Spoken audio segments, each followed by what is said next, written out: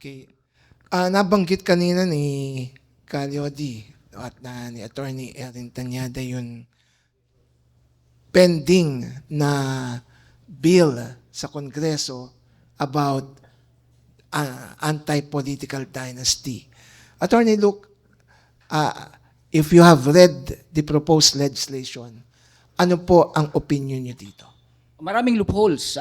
They could very well adjust para manatili ang dynasty and yet have a so-called anti-dynasty law. Number one, pwedeng manungkulan ang mga magkapamilya sa iba't ibang government level. Ang hindi lang pwede ay yung parehas na government level.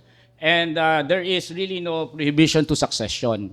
There's prohibition regarding concurrent holding of positions in the same government level. But our dynasties are of two elements yan in order to constitute a dynasty. Your family members must serve in concurrent with each other in all government levels and at the same time in succession of each other. If we do not break that cycle of concurrent service and in succession of each other and across all government levels, then we will not have a real or genuine anti-dynasty law. So this anti-dynasty so-called legislation that's being proposed by Sandro Marcos at saka Speaker D, ito ay kunwari na anti-dynasty law, but it will simply lay down rules for the dynasties to thrive. As long as you comply with these rules, okay ang dynasty and mananatili ang dynasty. Okay, thank you, Attorney Luke. Balikan po natin si Attorney Tanyada dahil siya po ang presidente ngayon ng Liberal Party. And I suppose there are several Liberal Party members elected to Congress, both sa House at Senate. At meron silang siyempre may mga alliances, build up sila doon. Now, sa usapin po ng charter change, with respect to political dynasties and economic reforms, citing yung pong nasabi po ni Attorney Luke at ni Calyodi, masasabi nyo bang reforma pa ba to o mapanganib? Well, depende nga kung ano yung magiging kinalabasan ng final version ng bill. No? Ang masabi nga natin, nakakatuwa naman na nagkakaroon ng consultation ngayon sa iba't ibang mga lugar. Ang House Committee that is tackling the issue on anti-dynasty, I think they were in Cebu yesterday or the other day. And then the Senate is also conducting their consultations. They were, I think, in Cagayan de Oro, if I'm not mistaken, also the other day. So they're trying to get the pulse, no? Kung ano yung pinaka mabuting version. Kasi at the end of the day, tama si Luke at si Lyodi, dapat mawala yung concurrent, yung usapin ng succession, mukhang magkakaroon ng bakbakan dyan sa plenaryo. And of course, yung degree of consanguinity, no? Importante yan. Yan ba ay 4th degree? Yan ba ay 3rd degree? Or yan ba ay 2nd degree? Of course, masyadong technical yung term. Yung 4th degree magpinsan, first cousins, no? So kung i-maintain po natin yan, hanggang first cousins bawal. Kung 3rd degree, hanggang tiyo, no? Kung 2nd degree, of course, ama, anak, lolo, apo. So ito yung mga kailangan pag-usapan also para malaman kung ano ba yung extent ng prohibition with regard to political dynasties. One example, kasi there's a definition, control of an area, no? Sabihin natin na yung mayor ng isang lugar ay tumakbo, nanalo. Yung kapatid in one province, let's say in Manila, let's say he ran in Quezon City, yung kapatid niya decides to establishes residency in Cebu City. Tanong, pwede ba yon o hindi? Kasi in the definition of political dynasty, you have to have a control on a specific territory in order. So these are technical issues na kailangan pag-usapan. Ngayon, kung higher office, dapat syempre hindi pwede kunyari yung magulang mo ay pangulo, dapat prohibited all over yan. Yung anak o yung kamag-anak o within whatever degree na tumakbo kahit kailan habang yung pangulo ay nakaupo. So these are so many permutations, no, pwedeng dapat pag-usapan para maging malinaw. Dahil hindi pwedeng magkaroon ng loophole. Kasi kung magkakaroon ng loophole, alam natin na lulusot at lulusot itong mga gustong hindi sumunod sa anti-political dynasty law. Okay. Attorney Tanyada, ang mga kasapi ba ng Liberal Party sa Kongreso, both the Senate and the House, meron ba silang final na ibang version ng anti-political dynasty or na itong naka-file ngayon as cited by Calioni and Meron.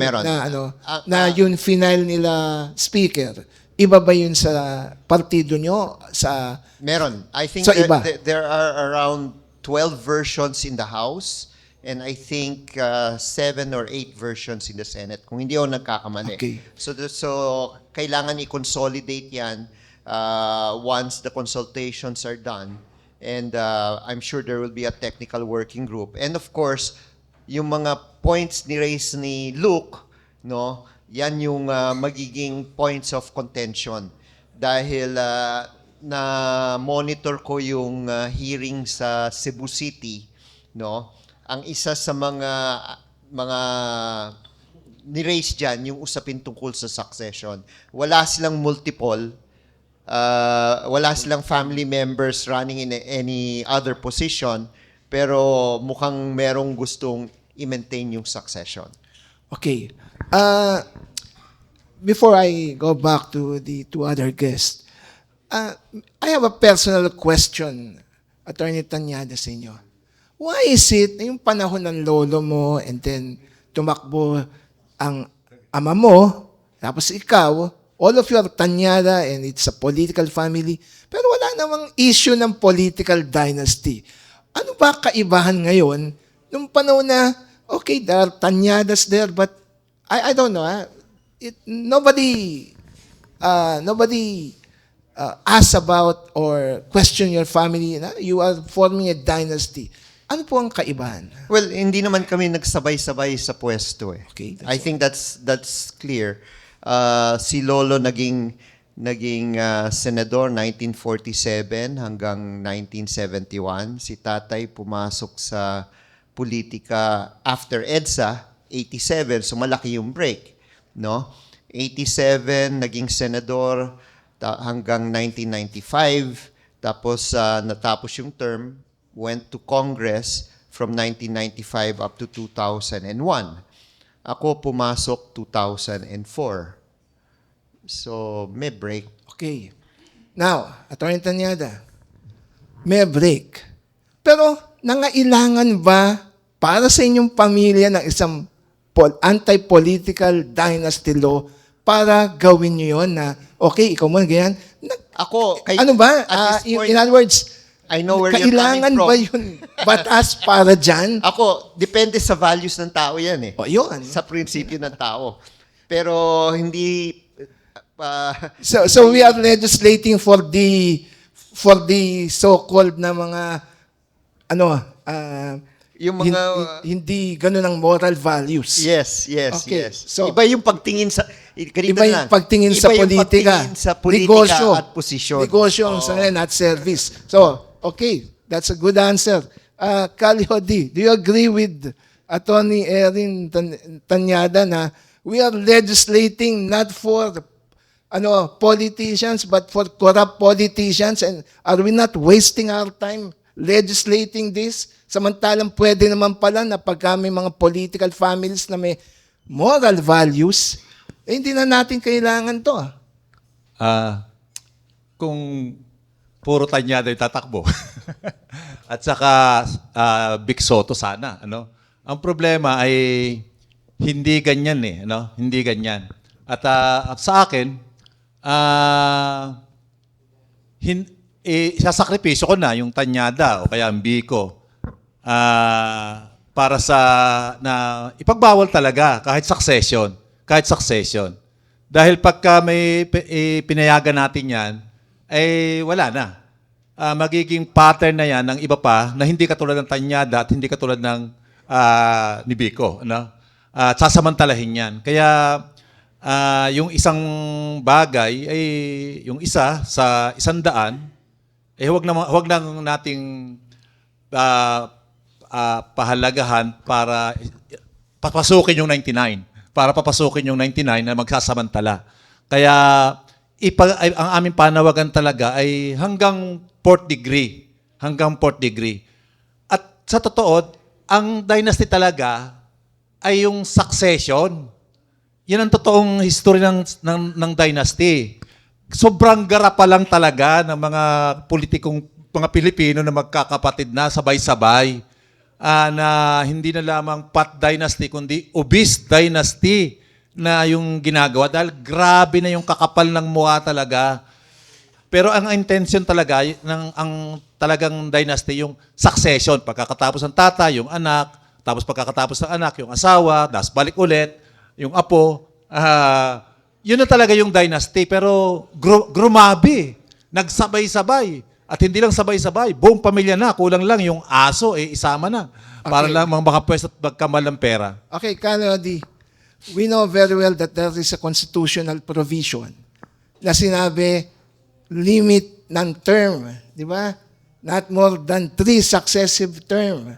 And the framers of the Constitution, kaya dinagay yan, is para nga mawala ang political dynasty. Pero bakit hindi nagkaroon ng epekto? Ano nangyari? Ang sarap kasi ng pwesto ngayon.